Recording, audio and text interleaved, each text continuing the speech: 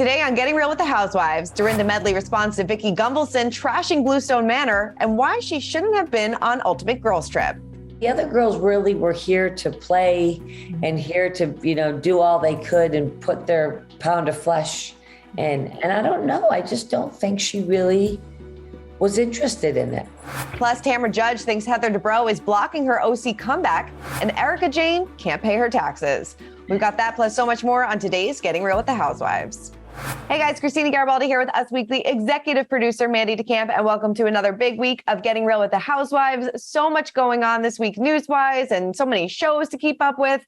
But before we get to all that, what did everybody have to say about last week's show, Mandy? All right. Well, first of all, I can't wait to get into Erika Jayne talking about her taxes when the Glam Squad was all over the place. All over the place. Lauren R. said, Crystal is rehashing and creating drama for a storyline for sure. Otherwise, she's got nothing. I liked her, but this is really off-putting and uncool. She should at least mention it all, which I love. I love Lauren. I love that. You're obviously a huge Housewives fan. You know that's Bethenny's line. Mention it all. Mention it all. So yeah, that's I agree with her. I kind of agree. I kind of agree with her too. And we said it last week, and especially after watching this episode, I just feel like she just wants a storyline. And I know it's terrible to say, but I don't know. We'll dive more into that later. But Tony Brooks says, you're the only people that don't care for Ayan. She's a breakout star, and I absolutely love her. She's great. I never agree with any of your perspectives. I always wonder if we are watching the same show. Right. All right. Everybody's entitled to their own opinions. Yeah, we love hearing your opinions, guys. Keep them coming. And we never said you have to agree with what we say. It's totally fine. No, I can't say Ayan is growing on me, but I do agree that she's good TV. She is good TV. She definitely is. Definitely good TV. All right. Well, let's get into our Housewives news of the week.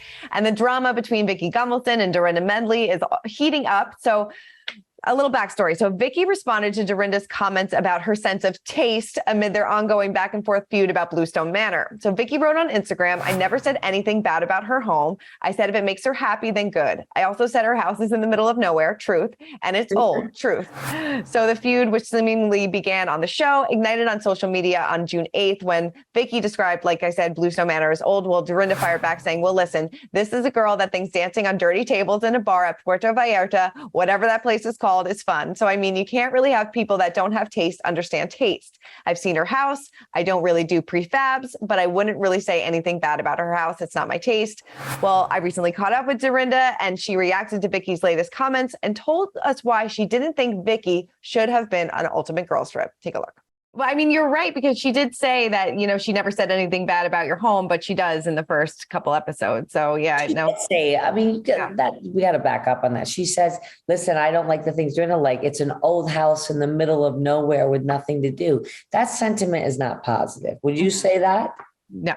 Even if you didn't like it, would you say that? No. All right. She opened, now, did I clap back? Absolutely. I mean, there's different tastes. People like different things. I don't, particularly from what I've seen of what she does. And that's why I said in Puerto Vallarta, I wouldn't like that lifestyle, but I wouldn't have said anything unless she said something about my house. This house is historic. This house was, built in an era where, they can't even make houses like this. It's decorated to an inch of its perfection. I mean, Wall Street Journal has been here. Architectural Digest has been here. So this is not my opinion. This is the opinion of many. Yeah. So to try to bring it down to make yourself feel better, or to try to bring it down to make me look bad, or to make Bluestone Manor look bad, I just think is very malicious. Right. Do you think that she was in a bad headspace because of her breakup, or do you? Yes, but then, as my mother said, if you don't want to be somewhere and you're not going to be good company, stay home. Yeah. My mother always said that. If you're not going to be good company, stay home. Mm-hmm. Do you think she should have sat it out? Because she would the breakup, I guess, happened in the day retrospect, before, so. I really don't think she wanted to be here. And I don't think this is just the first two episodes. I think it's sort of the sentiment throughout. The other girls really were here to play and here to, do all they could and put their pound of flesh. And I don't know. I just don't think she really was interested in it. So whose side are you on in this feud? I'm in Dorinda's team. I I've been to the Berkshires. It's absolutely beautiful there. It's not really middle of nowhere. Like you're not that far from New York City, and it's the perfect little getaway, and it's expensive as hell. So like, what are you talking about? This is not like, this is a gorgeous house in a gorgeous area. So it really is. And like, I got a sneak peek at Ultimate Girls Trip, which everybody's going to love. And you really get to see Bluestone Manor at its finest. And like Dorinda says, Vicki does kind of go in on the house from day one. So I don't know. This house was very controversial, though. It really is. Luann not wanting to sleep in the shark room, was it? Or the fish room. The fish room, yeah. Yes. Oh, man. I'd love to go there. I know they rented it out on Airbnb for like one or two nights. Yeah. I would have loved to see that. Or would love to go there. Yeah. All right. Well, we're bringing Denise Richards back into the Housewives news. She's supporting her daughter, Sammy, after she started an OnlyFans account. She wrote on Instagram, "Sammy, I will always support you and always have your back. I love you." The 18-year-old's father, Charlie Sheen, had a much different reaction, telling Us Weekly, "She's 18 years old now and living with her mother. This did not occur under my roof. I do not condone this, but since I'm unable to prevent it, I urge her to keep it classy, creative, and not sacrifice her integrity." Denise further told us, "Sammy is 18 and this decision wasn't based on whose house she lives in. All I can do as a parent is guide her and trust her judgment, but she makes her own choices." Sammy's relationship with her parents has been rocky over the past year, with the teen claiming in September of 2021 that she was trapped in an abusive home while living with Denise and her husband, Aaron Pipers. 1 month later, Sheen confirmed that Sammy had moved in with him and was no longer in school. Amid the family drama, the former Bravo personality reconnected with Sammy while celebrating Mother's Day. A source exclusively told Us Weekly last month that the mother-daughter duo are getting along very well and enjoyed spending a special day together. I don't know. I don't know about this. I feel like it doesn't matter whose house she's living in. It would have happened. She's 18 years old. I mean, I guess you can say, if you're going to do this, you can't live in my house. But yeah, I wish that she would take a page out of Lisa Rinna's daughter's books. Maybe they could give her some advice, because she's gorgeous. Maybe start modeling instead of. So yeah, you don't need to do the OnlyFans. Yeah, definitely start modeling. And I don't know. I feel like maybe Denise wants to keep the peace, and that's why she's supporting her. But I don't know. We'll have to wait. Well, we're not going to wait and see, because we're not going to see her on the show. But did you notice at the end of this episode of Beverly Hills that Denise does come up in conversation? Garcelle said that she invited her to an event, and Lisa said that she had reached out to her. So I don't know. Maybe Denise will make a cameo. She's the perfect housewife. Oh, she really is. Bring her back. All right. Well, speaking of Beverly Hills, Erika Jayne claimed that she can't pay her taxes in a new court filing, and the amount she allegedly owes is pretty staggering. So Erika said that her business manager received a notice last month saying that Erika owes over $2 million in taxes to California. So Erika wrote in the filing, "I am in the midst of trying to figure out the basis of this tax bill with the assistance of my business manager, who is also an accountant. I do not have the ability to pay the California Franchise Tax Board tax bill." So according to court documents, which were obtained by Us Weekly, the taxes stem from the year 2011, 2012, and 2013. In her filing, she noted that she's also not sure if the tax board is claiming any sort of lien on her assets, including the $750,000 diamond earrings that have been at the center of one of her ongoing legal battles. Of course, these earrings keep coming up. In February, she was ordered to turn over the earrings to a trustee amid allegations that Tom Girardi purchased them with funds that did not belong to him. The former lawyer allegedly purchased the jewelry in March of 2007 using money from a client's trust account. So after Tom's law firm, Girardi Keese, started undergoing bankruptcy proceedings in 2020, trustees began looking for assets that could be used to pay back creditors, and the earrings are such asset. It seems like the legal troubles just keep piling up for Erika. Oh, they do. I can't even keep track anymore. I know. I don't even know where we are in this whole legal drama. But I will say, I cannot believe that she had a glam squad with her in Mexico when, I mean, maybe she didn't know at that time that she was going to, but just don't. It's just in poor taste, I think. You don't need it. You don't need it. You got to, and then especially with all these victims that are still owed all this money, and you're still spending all this. Glam ain't cheap to travel, I'm sure. So, so it's got to be, I don't know. It doesn't look good. No, it doesn't. Well, someone said on Instagram this week that they want to do away with all the glam squads on Housewives, and I kind of agree. Yeah, it's ridiculous. You're going to breakfast and you're getting full glam. We don't need it. I want to see the real. I feel like New York doesn't do the full glam, which I enjoy. I feel like Jersey may do their own. Teresa may bring her glam, but I feel like, Beverly Hills always has full glam. Although on Watch What Happens Live after the episode this week, Kyle Richards was a guest, and she actually said she's never traveled with glam in the 12 years that she's been on the show, which I didn't realize. So that was good. I'm sure like 12 years into the show, she probably knows how to like put herself together. Yeah. They played that game with her, Hibachi or Versace, which was like looking back at her old looks. And she had some bad ones in the beginning. Yeah. She's definitely learned. Definitely. All right. Well, Tamara Judge is convinced Heather Dubrow has fed Andy Cohen false information about her podcast, which she believes is affecting her potential return to Orange County Housewives. I don't know if I believe this. I don't know about it. During an appearance on Jeff Lewis Live, Andy explained that because of Tamara's podcast, her comeback was unlikely. He said, "How do you go on a Housewives show when you're doing a behind the scenes about the Housewives?" Tamara told Jeff Lewis that she heard similar comments on a previous episode of Heather's podcast, saying Andy's secondhand remark was an original thought by Dubrow. She said, "I feel like Andy was being fed a line of bullshit. The fact that my podcast was a behind the scenes, we're not behind the scenes. We didn't dig up dirt. We don't expose production. We don't do that. We just don't do that.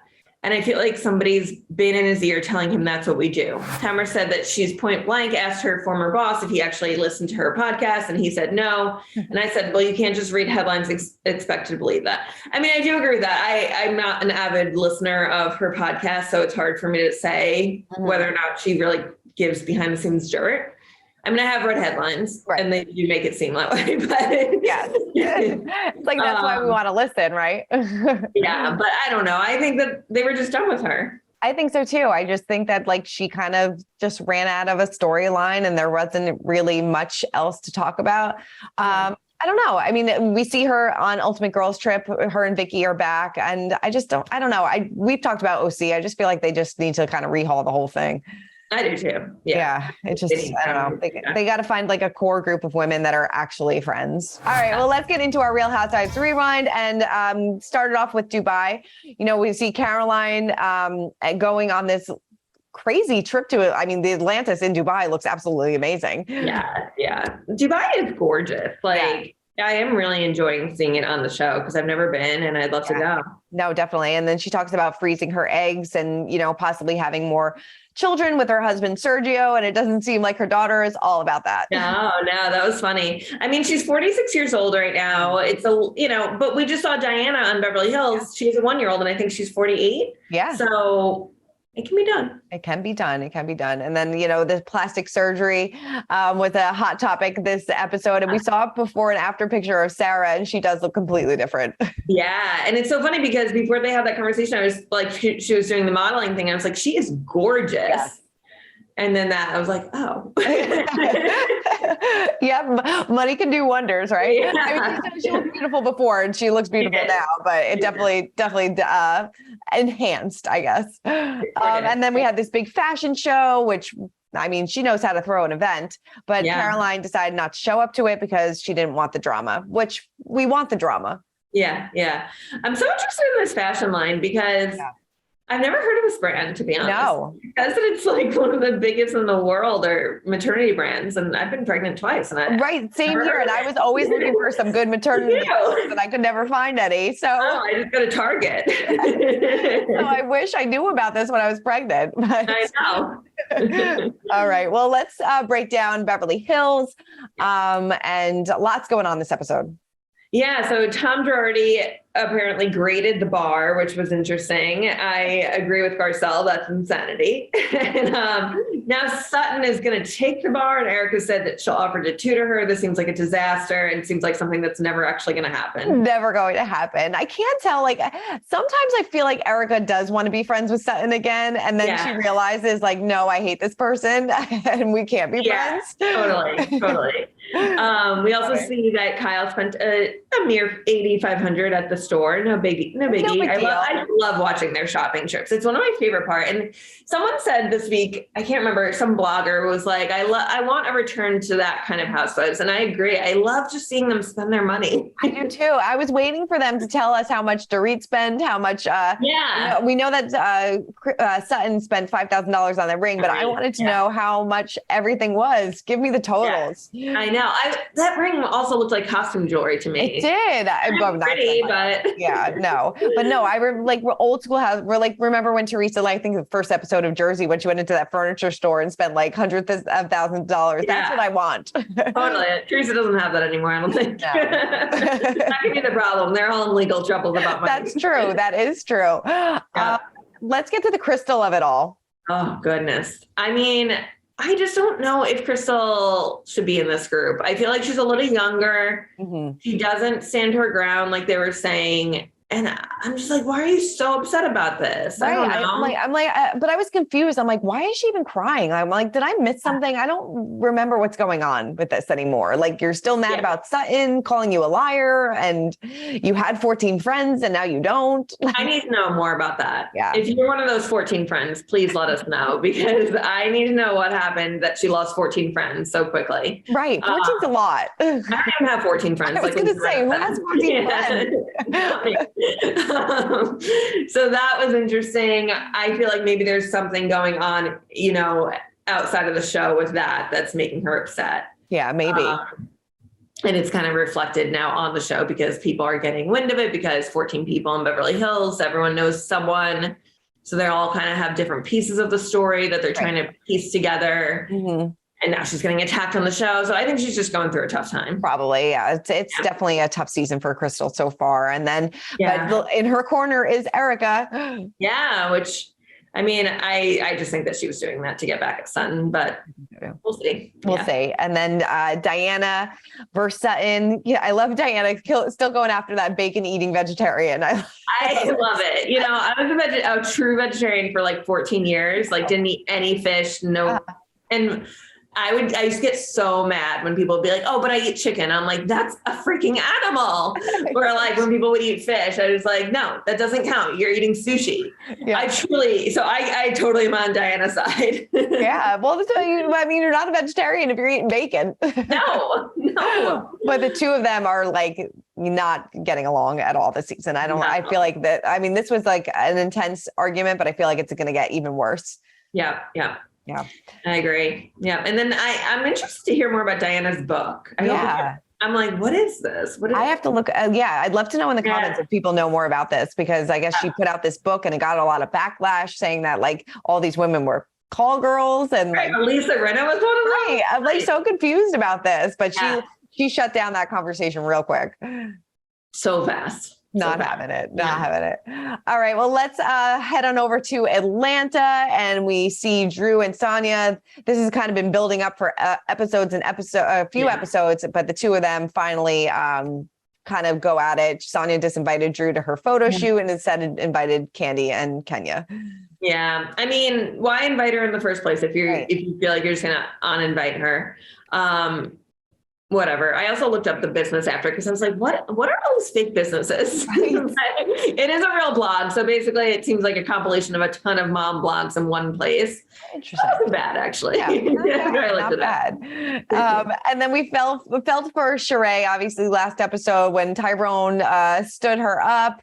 Mm-hmm. Then he called her and like pretended that nothing happened. I don't know. It is like a whole legal issue for him being on the show, I think, but But how did he get as far as Philadelphia, or how did she get as far as Philadelphia before realizing that he wasn't going to see her, even if it was off camera? See her off camera then if it's about the show. So true. I know. And then she could have at least talked about that. You know, at least shoot her a text. No, she needs to walk or run away from him, I think. Yeah. And I forgot which one said it, but one of them was like, I can't believe you sat in dirty ass Philly for that long. Sorry. She was so cold too. Yeah.